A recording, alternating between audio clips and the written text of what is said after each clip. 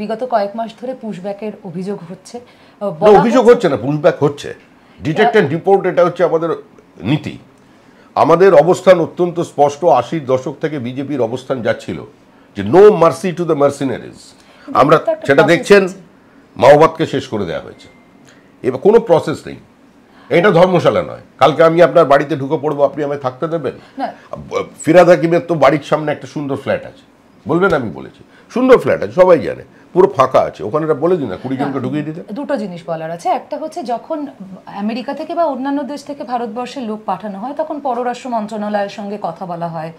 আমরা কি কোথাও সেই প্রসেসটা ফলো করতে ব্যর্থ হচ্ছি ভারতবর্ষ হিসেবে? প্রসেস ফলো করার বিষয়টা কি ঠিক মতন করে করা? আপনি আমেরিকার সঙ্গে ভারতবর্ষের তুলনা করতে পারবেন না। আমেরিকা মেক্সিকোর ইনফিল্ট্রেশন নিয়ে তারা যে অবস্থায় আছে, সেটা তাদের সমস্যাটা সম্পূর্ণ ভিন্ন। আপনি যদি সিরিয়ার দিকটা দেখেন, তাহলে সেখান থেকে যেভাবে লোক অন্য জায়গায় মাইগ্রেট করে গেছে, অন্য সমস্যা তৈরি করেছে, ভিন্ন। আপনি যদি জার্মানি নিজের ভিতরের এই মুহূর্তে অবস্থান দেখেন, ভিন্ন। যেভাবে ইনফিল্ট্রেশন গোটা কানাডার সোশ্য ইকোনমিক স্ট্রাকচারের উপরে একটা প্রভাব ফেলে দিয়েছে, এবং সেখানে মোটামুটিভাবে সরকার বিরোধী বলার কারণে তারা কার্যত আত্মসমর্পণ করেছেন, তাদের অবস্থা ভিন্ন। কিন্তু আমাদের পশ্চিমবঙ্গ এবং বাংলাদেশের যে বর্ডার, সেটা হচ্ছে 4007 কিলোমিটারের বর্ডার। পশ্চিমবঙ্গে তার মধ্যে আছে 2200 কিলোমিটার, 2213 কিলোমিটার বাংলাদেশের সঙ্গে আমাদের বর্ডার। 3323 কিলোমিটারের সঙ্গে ভারতবর্ষের পাকিস্তানের সঙ্গে বর্ডার। পাকিস্তানের সঙ্গে ভারতবর্ষের যে বর্ডারটা আছে, এটা একটা ডিফিকাল্ট টেরেন, এবং এখানের মধ্যে কিছু কিছু জায়গায় গুজরাট পাঞ্জাবের মধ্যেও দেখা যাচ্ছে একটা মানে এলওসি যেটা আছে সেটা চওড়া, সেটা অপারেট করতে পারেন, ফ্রিলি অ্যাক্সেস আছে। কিন্তু আমাদের বাংলাদেশের বর্ডার কি, ওখানে সাইকেলের বেল বাজালে এখানে শোনা যায়। সুতরাং এখানের সঙ্গে অন্য জায়গার তুলনা হবে না। আর এটা একটা চক্রান্ত, এটা প্যান ইসলামিক একটা মুভমেন্ট। বিনা যুদ্ধে ভারত দখল, সমস্ত সীমান্তবর্তী জেলার ডেমোগ্রাফি বদলে দিয়েছে, সাইলেন্ট ডেমোগ্রাফিক ইনভেশন। এটা আমাদের অতীতের বক্তব্য ছিল। আমি আবার বলছি, আমরা এটাকে কোনো ধর্মশালা বানাতে দেব না। যারা একদিন এই দেশটাকে নাপাক বলে, অপবিত্র বলে, দারুল হার্ব যুদ্ধভূমি বলে দেশ ছেড়ে চলে গেছিল ভারতবর্ষের, তারা ওয়েলকাম গেস্ট নয়। রোহিঙ্গাদের আমরা ঢুকতে দেব না। আমাদের পশ্চিমবঙ্গে আমরা আসছি, পশ্চিমবঙ্গের সরকার পরিবর্তন হয়ে যাওয়ার পরে বিধাননগর পুলিশ কমিশনারেটের বাড়ির পিছনে যারা বসে আছে তাদের ওখান থেকে উচ্ছেদ করা হবে, পুশব্যাক করে দেওয়া হবে।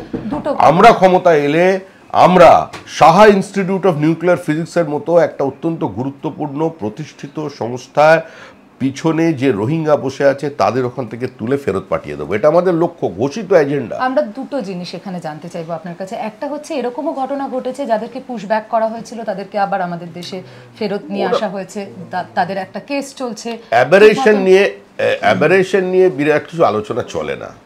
যখন অনেক লোককে ফেরত পাঠানো হয়, একটা দুটো ভুল ভ্রান্তি হয়ে যায়, সেটা তাদের ভুল হয়েছিল।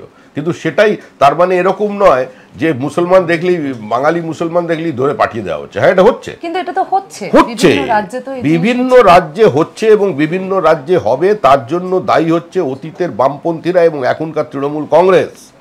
কেন হচ্ছে? আমি তো নিজে এটা ফেস করছি। পশ্চিমবঙ্গ মন্ত্রীদের সঙ্গে আমার বারবার কথা হয়েছে এই নিয়ে। বাংলায় কথা হলে বেরিয়ে যাবে, কিন্তু আজকে বাংলায় কথা হচ্ছে না। বাংলা ভাষীদের উপরে তো আক্রমণ। আপনি বাংলা ভাষী যেখানেই আছে, তামিলনাড়ু নন বিজেপি রুল স্টেট, সেখানে গিয়ে যখন আইডেন্টিটি চেক করা হচ্ছে, দেখা যাচ্ছে তার মধ্যে কিছু বাংলাদেশি পাওয়া যাচ্ছে এবং তারা তাদের প্যান আধার সংগ্রহ করেছে বারাসাত থেকে কিংবা শিলিগুড়ি থেকে। এবার তারা ওখানে বলছে কোনো বাংলাকে রাখবো না, কারণ তারা ইন্টারনাল সিকিউরিটির জন্য তাদের একটা থ্রেট মনে করছে। তো যারা বাংলাভাষী মুসলিম আছে তারা বিপর্যয়ের মধ্যে পড়েছেন। তো যারা এসব গল্প বলছে, বাস্তবের সঙ্গে তাদের কোনো অভিজ্ঞতা নেই। আপনি গিয়ে জিজ্ঞাসা করুন, ত্রিপুরে চলে যান, আপনাদের সংবাদ মাধ্যম ক্যামেরাম্যান পৌঁছে ওখানকার দেখবেন 1500 বসিরহাটের মুসলমান আছেন, কাজ করছে ওখানে। আমি নাম ফোন নাম্বার দিয়ে দিচ্ছি, গিয়ে জিজ্ঞাসা করুন কোভিডে কোন ক্যাম্পে ছিলেন। তারা আরএসএস এর যে ক্যাম্প, 6 মাস ধরে শিশুপুত্র নিয়ে ওখানে থেকেছেন, তাদের কোনো অসুবিধা হয়নি। এবং এই ইনফিল্ট্রেশনের জন্য, এই ফেক আইডেন্টি কার্ডের জন্য, ভোটার লিস্টের নাম তোলানোর জন্য আজকে যে পরিস্থিতি তৈরি হয়েছে, আজকে সেই জন্য সবাইকে জেনারেলাইজ করে ওখানে বলছেন আমরা কাউকে থাকতে দেব না। এই পরিস্থিতি থাকবে।